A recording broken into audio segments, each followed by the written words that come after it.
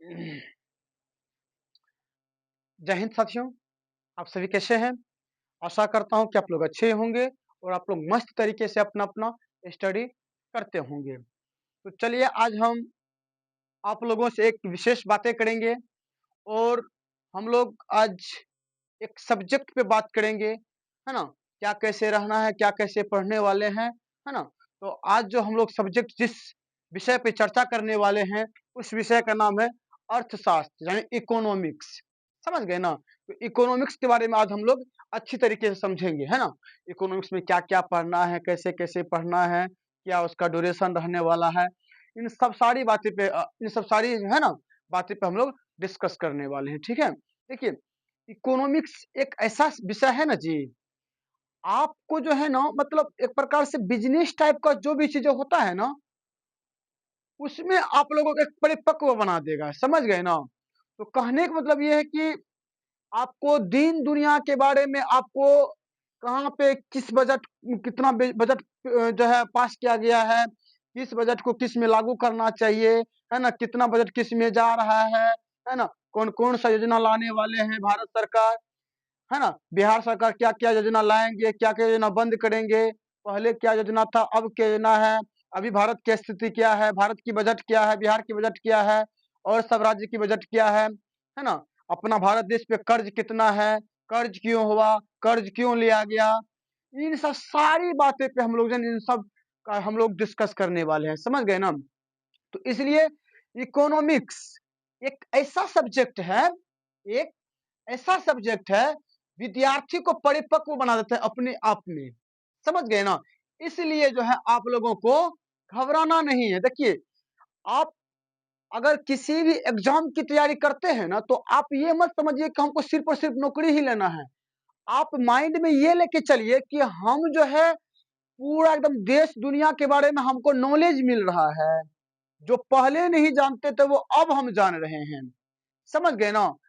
आप अगर मान के चलिए क्या कहते हैं पिछला क्लास में अगर आप कुछ भी नहीं पढ़े होंगे 9th में 10th में 11th 12th कुछ भी नहीं पढ़े होंगे लेकिन अब आपको यहाँ पे पढ़ना पड़ेगा पढ़ के अच्छा नौकरी भी लेना है और प्लस में हम लोगों को क्या बनना है अनुभवी भी बनना है ना ताकि कहीं भी एकदम बेधड़क कोई भी चीजों का हम लोग जवाब दे पाए है ना उसके लिए आप लोगों को मेहनत करना पड़ेगा मेहनत के पीछे हर एक चीज है मेहनत मेहनत ही रंग लाता है समझ गए ना मेहनत नहीं कीजिएगा तो रंग नहीं लाएगा मेहनत कीजिएगा तो रंग लाएगा हर एक चीज में समय मांगता है जी आप समय दीजिएगा उसके बाद ही आप कुछ कर सकते हैं बात समझ रहे हैं ना तो इसलिए अभी जो आप लोग बिहार एसएससी का जो फॉर्म भरे हैं समय बहुत कम बचा हुआ है समय को देखते हुए सिलेबस को खत्म करना है जल्द से जल्द है ना उसके बाद हम लोगों को जब 10 से 15 दिन समय बचेगा एग्जाम को तो रिवीजन को लेके चलना है रिवीजन करना है ना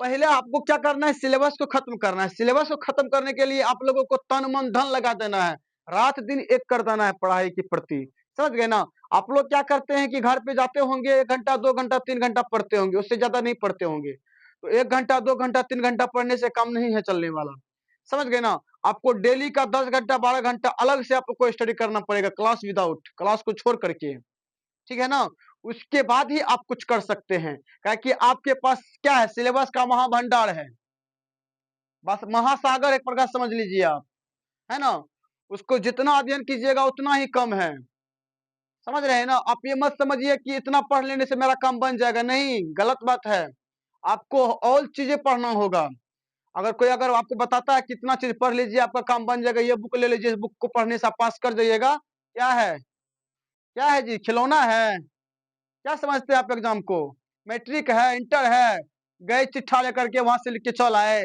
ऐसा नहीं होगा उसमें एक एक चीज को आपको कॉन्सेप्ट हो जाए ना दिमाग में रहना चाहिए है ना हाँ ऐसे करके आप समय भी आपको एग्जाम में बहुत कम रहता है समय बहुत कम दिया जाता है समय को देखते हुए आपको क्वेश्चन को अटेंड करना है समझ गए ना समय बहुमूल्य चीज रखता है वहां पे बहुत मायने रखता है समय इसलिए मायने रखता है देखिए क्वेश्चन करने के लिए सब पूरा कर लेता है लेकिन वहां पे मेन पॉइंट मेन रीजन फंस जाता है वहां पे समय समय को देखते हुए हमको आगे निकलना है ठीक है ना आप जो घर पे बैठ के जो मैथ बनाते होंगे या रीजनिंग बनाते होंगे तो एक-एक प्रश्न पे आप 2 मिनट, 5 मिनट, 4 मिनट समय लगा देते होंगे। वो जो आप काम कर रहे हैं 2 मिनट, 4 मिनट, 5 मिनट जो समय लगाते हैं, वो समय लगाने से आपको फ़ायदा नहीं है। आपको एक सवाल, अगर मैथ का सवाल है तो 30 सेकंड, 45 सेकंड, ज़्यादा से ज़्यादा 1 मिनट, बहुत 1 मिनट, हाईएस्ट हो गया 1 मिनट, उतना के अंदर-अंदर में आपको क्या करना है? क्लियर करना है। अगर 1 मिनट से अगर ज़्यादा अगर आप समय ले रहे हैं, समय से ज़्यादा आप अगर खा रहे हैं, तो समझ जाइए कि आपका सिलेक्शन बिल्कुल नहीं होगा। समझ रहे हैं ना? समय बहुत कम, प्रश्नों की संख्या बहुत ज़्यादा रहती है। 150 प्रश्न बहुत मायने रखता है जी, समझ गए ना? जिसमें आपका 50 जीके 50 जो है आपको रीजनिंग से रहने वाला है और 25 आपको मैथ से रहने वाला है। यही आपको जो है ना मैथ सबसे ज़्यादा समय लेगा। इसीलिए मैथ में जो है ना जितना आप जितना आप रिवाइज़ कीजिएगा घर पे बैठ के, उतना ज़्यादा आपका क्या होगा, मतलब स्पीड बढ़ेगा। समझ गए ना? तो चलिए बहुत सारी बातें हो गई हैं, अब हम लोग आगे बात करते हैं। देखिए, बिहार एसएससी की तैयारी करते हैं आप लोग, तो आप लोग जब बिहार एसएससी की जो तैयारी कर रहे हैं, तो आप लोगों को क्या-क्या पढ़ना है, वो देखिए। सबसे पहले है आपको यहाँ पे सबसे पहले आपको मुद्रा और बैंकिंग के बारे में पढ़ना है। मुद्रा और बैंकिंग के बारे में आपको पढ़ना है, समझ गए? उसके बाद मौद्रिक नीति के बारे में पढ़ना है। उसके बाद मुद्रास्फीति के बारे में पढ़ना है ना? चैप्टर नंबर 4 में योजना एवं पंचवर्षीय योजना के बारे में पढ़ना है। पंचवर्षीय योजना के बारे में पढ़ना है। देखिए, इससे जो है ना बाबू, पंचवर्षीय योजना से भर-भर के क्वेश्चन पूछा जाता है। बहुत ही ज़्यादा प्रश्न पूछा जाता है। ये बहुत ही वीवीआई जो है ना, क्या है? VVI very very important topic है। इसको बढ़िया तरीके से हम लोगों को पढ़ना है, समझ गए ना? क्यों? क्योंकि इससे ज़्यादा प्रश्न पूछा जाता है, हर एक एग्ज़ाम में पूछा जाता है पंचवर्षीय योजना से, ठीक है? आगे है राष्ट्रीय आय, तो हम लोग राष्ट्रीय आय के बारे में पढ़ेंगे। आगे बजट एवं कराधान, इसके बारे में पढ़ेंगे। विदेश से व्यापार जो किया जाता है उसके बारे में पढ़ेंगे। आगे गरीबी बेरोजगारी, है ना? गरीबी बेरोजगारी जो है, उसके बारे में, गरीबी क्यों है, बेरोजगारी क्यों है, इन सभी के बारे में हम लोग चर्चा करने वाले हैं आगे, है ना? आगे अंतर्राष्ट्रीय संगठन, महत्वपूर्ण सरकारी योजनाएं, यानी महत्वपूर्ण सरकारी योजना, जो भी योजनाएं आएंगे जो इंपोर्टेंट होगा, उन सभी के बारे में हम लोगों को पढ़ना है और अध्ययन करना है, ठीक है? आगे व्यष्टि अर्थव्यवस्था, है ना? अर्थशास्त्र, व्यष्टि अर्थशास्त्र में जो है ना आपको माइक्रो इकोनॉमिक्स के बारे में पढ़ना होगा। देखिए, ये जो है ना व्यष्टि अर्थशास्त्र यानी व्यष्टि इकोनॉमिक्स जो है ना, ये 2 टाइप का होता है। कितने टाइप का होता है? 2 टाइप का होता है। एक होता है माइक्रो, माइक्रो एक होता है मैक्रो। क्या होता है? एक मैक्रो। तो मैक्रो में जो है ना, और माइक्रो, मैक्रो मतलब सूक्ष्म हुआ, क्या हुआ? सूक्ष्म, सूक्ष्म चीजों के बारे में पढ़ना होगा। लेकिन मैक्रो जो है ना, ये क्या है? बड़ा, मतलब महाभंडारा है, समझ गए ना? महाभंडारा है। मैक्रो में क्या करना पड़ता है हमको, मतलब अपना देश को छोड़ करके, मतलब अपना देश उसमें आ जाता है। अपना देश के साथ साथ और सभी देशों के बारे में हम लोगों को क्या जानना पड़ता है? हम लोगों को इकोनॉमिक्स के बारे में जानना पड़ता है, कि अर्थव्यवस्था के बारे में हम लोगों को जानना पड़ता है, ठीक है? ये आपको मैक्रो में आ जाता है। तो हमको मैक्रो के बारे में हमको नहीं पढ़ना है। क्यों? क्योंकि मैक्रो से प्रश्न आपको आने वाला नहीं है। आपको जो है ना माइक्रो इकोनॉमिक्स पढ़ना है। क्या पढ़ना है? माइक्रो इकोनॉमिक्स पढ़ना है, ठीक है? तो हम लोग व्यष्टि अर्थव्यवस्था जो पढ़ेंगे, अर्थशास्त्र जो पढ़ेंगे, वो माइक्रो पढ़ने वाले हैं। कौन सा पढ़ेंगे? माइक्रो पढ़ेंगे, ठीक है? तो आप लोगों को लगता होगा कि सर कितना आप सिलेबस लिखा रहे हैं, बहुत सारे चैप्टर है, बहुत सारे जो है सब्जेक्ट है, कैसे खत्म होगा, क्या होगा, नहीं होगा? डोंट वरी, आपको चिंता लेने की आवश्यकता नहीं है।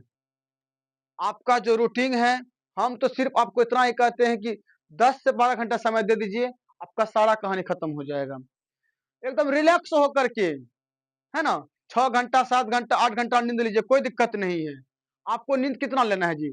आप 6 घंटा अगर सो जाते हैं तो आपका नींद पूरा हो गया, है ना? 6 घंटा जो इंसान सो जाता है तो वो बीमार कभी नहीं पड़ेगा नींद को लेकर के, है ना? ताकि नींद पूरा होने के लिए आपको 6 घंटा काफ़ी समय है। 6 घंटा में आपका नींद पूरा हो जाएगा। तो 6 घंटा को साइड कर दीजिए, आप 24 में से 6 निकाल दीजिए, बचता है 18 घंटा। 18 घंटा में आपको मात्र 10 से 12 घंटा कहते हैं पढ़ने के लिए, तो कौन-सा भारी बात है? अरे 12 घंटा नहीं, कम से कम 10 घंटा पढ़िए घर पे। जब तक आप 10 घंटा कम से कम नहीं पढ़िएगा, तब तक आपका जो है ना सिलेक्शन नहीं हो पाएगा। समझ गए ना? अगर आप कंटिन्यू अगर 10 से 12 घंटा कंटिन्यू पढ़ते हैं, रेगुलर पढ़ते हैं, उसके बाद जो है ना आपका नॉलेज बहुत अपर लेवल तक, हाई लेवल तक चला जाएगा। समझ गए ना? अगर आपका सिलेक्शन नहीं भी होगा ना, तो आपको लगेगा कि अपने अंदर कि नहीं, हम कुछ किए हैं। समझ गए ना? हम कुछ किए हैं। इसके लिए आपको जो है ना दिन-रात एक करना होगा। समझ गए ना? अरे, आप जो है ना अपने ज़िंदगी में या आप जो है ना रोज़ अपने आप को ये कहिएगा कि कोशिश पूरी करूँगी, कोशिश पूरी करूँगी। सफलता मिलेगी तो ठीक है, सफलता मिलेगी तो ठीक है, नहीं मिलेगी तो क्या होगा? नहीं मिलेगी तो क्या होगा जी? कुछ होने वाला है? सफलता नहीं मिलेगी तो क्या होगा? कुछ नहीं होने वाला है। तजुर्बा बड़ा हो जाएगा, तजुर्बा बड़ा हो जाएगा। समझ गए ना? तजुर्बा तो हो जाएगा ना, अनुभव तो बन जाओगे ना। बात समझ रहे हैं ना? तो इसलिए जो है आप लोगों को मेहनत करना है।